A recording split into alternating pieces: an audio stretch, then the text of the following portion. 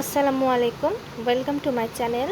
আজকে আমরা সমুদ্রের অনেকগুলো সমর্থক শব্দ জানব এবং এইগুলো মনে রাখার টেকনিকও আমি বলে দিব। তার আগে বলে নিতে চাই যে আমরা অনেকে প্রত্যন্ত অঞ্চলে যারা থাকি বা অনেকে টাকার অভাবে অনেক কোর্স করতে পারি না, বই কিনতে পারি না। তো তাদের জন্য আমি চেষ্টা করছি প্রতিদিনই কোনো না কোনো টপিকের উপর ভিডিও বানানোর, সেটা হোক জব সলিউশন বা অন্য অন্য কোনো টপিক। তো এরম ভিডিও সবার আগে পেতে অবশ্যই আমার চ্যানেলটিকে সাবস্ক্রাইব করে রাখবেন এবং কমেন্ট করে রাখবেন। আর কার যদি পিডিএফ দরকার হয় অবশ্যই সেটি আমাকে কমেন্ট সেকশনে জানাবেন। তো শুরু করা যাক। আমরা এখন সমুদ্রের কতগুলো সমার্থক শব্দ জানবো। এখানে বক্স আকারে সাজিয়ে রেখেছি।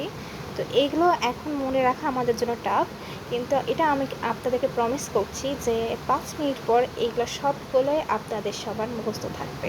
শুধু ভিডিওটা কাট না করে পুরো ভিডিওটা মনোযোগ দিয়ে শুনুন। তো শুরু করা যাক। প্রথমে আমরা জানি যে অনেকগুলো জলরাশি মিলে সমুদ্র তৈরি হয়।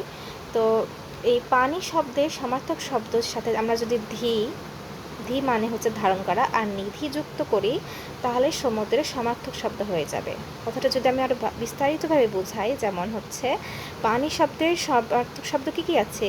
অম্বু, নীর, অম্বু, নীর, তারপরে হচ্ছে বাড়ি, তারপরে তয়া, পয়, যেগুলো জল, উদ। তো এইগুলো শব্দের সাথে আমরা যদি ধি প্রত্যয় যুক্ত করি এবং নিধি প্রত্যয় যুক্ত করি তাহলে আমরা সেগুলো সমুদ্রের সমার্থক শব্দ পেয়ে যাব। তাহলে আমরা কি বুঝলাম? যদি পানির যে সমার্থক শব্দ সেগুলোর সাথে যদি আমরা ধি বা নিধি প্রত্যয় যুক্ত করি তাহলে সেগুলো হয়ে যাবে সমুদ্রের সমার্থক শব্দ। তো আশা করি এগুলো সবই মনে থাকবে আমাদের। এবার বাকি সমার্থক শব্দগুলো ভালো করে বোঝাই।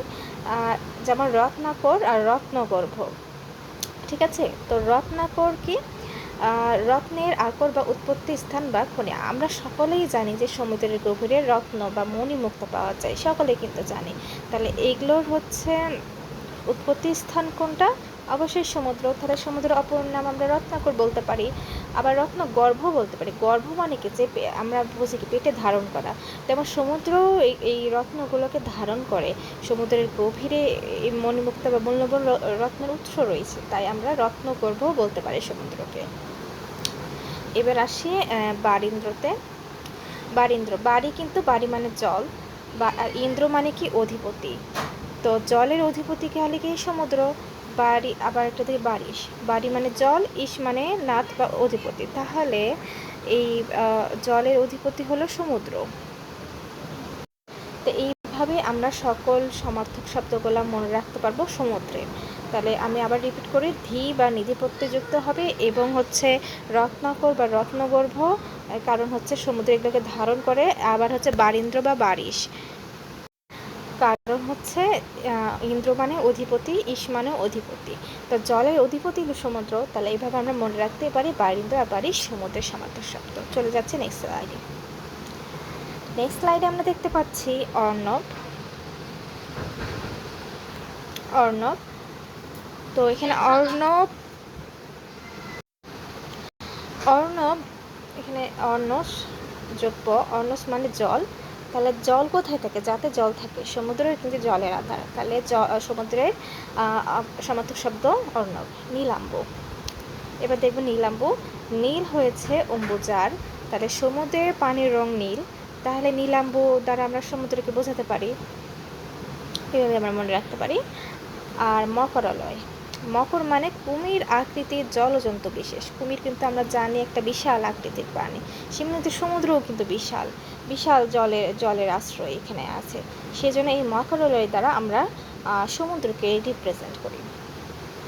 এবার দেখবো অম্বুরাশি। অম্বু মানে পানি, আগে বলেছি আমি। এই জলের রাশি রাশি জল কিন্তু সমুদ্রে থাকে। তাহলে অম্বুরাশি হলো সমুদ্রের সমার্থক শব্দ। এবার দেখব জলারণ্য, জলেশ, জলেন্দ্র, জলেশ্বর। আচ্ছা, জলারণ্যকে আমরা ভাঙলে কি পাই? জল যোগ অরণ্য। মানে কি? সমুদ্রের জলরাশি অরণ্যের বৃক্ষের মতো বিশাল জায়গা নিয়ে আছে। তাহলে আমরা জলারণ্যকে সমুদ্র বলতে পারি, মানে সমুদ্র অর্থ প্রকাশ করে। আচ্ছা, জলেশ দেখি, ইস মানে আমরা জানি যে অধিপতি বা প্রভু, তাহলে জলের অধিপতি বা প্রভুকে সমুদ্র। জলেন্দ্র, ইন্দ্র মানেও সেম, জলেশ্বর, জলের প্রভু, তিনটাই সেম অর্থ মিনিং করে। তো এখানে আবার দেখবো হিরণ্য, হিরণ্য মানে স্বর্ণ, আর এখানে মানে যে দান করে, তাহলে সমুদ্র কি দান করে? স্বর্ণ বা মূল্যবান রত্ন দান করে। তাহলে হিরণ্যর দ্বারা আমরা কি বোঝাই? সমুদ্রকে বোঝাই। দ্বীপ, আমরা সকলে সেন্ট মার্টিন দ্বীপের নাম শুনছি, অবশ্যই দ্বীপে কি দেখতে পাই? সামনে বিশাল একটা সমুদ্র।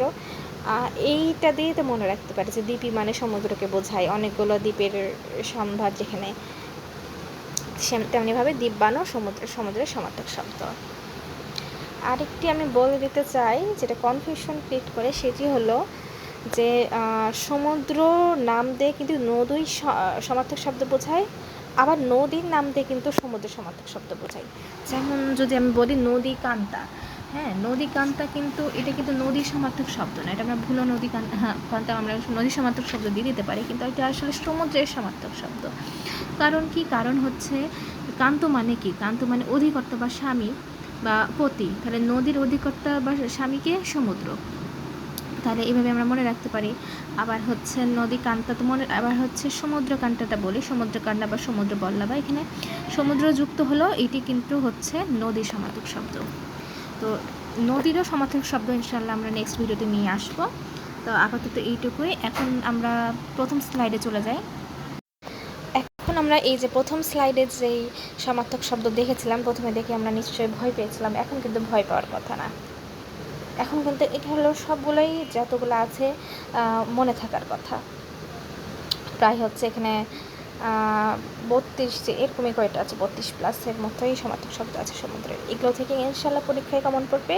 এবং আমার ভিডিওটি যদি আপনার বুঝতে সমস্যা হয় অবশ্যই আবার দেখবেন ইনশাল্লাহ। তাও যদি সমস্যা হয় আমাকে কমেন্ট সেকশন অবশ্যই জানাবেন। তো আজকের মতো এইটুকুই। ভিডিওটি ভালো লাগলে অবশ্যই লাইক, কমেন্ট, শেয়ার, সাবস্ক্রাইব করে পাশে থাকবেন। আল্লাহ হাফেজ।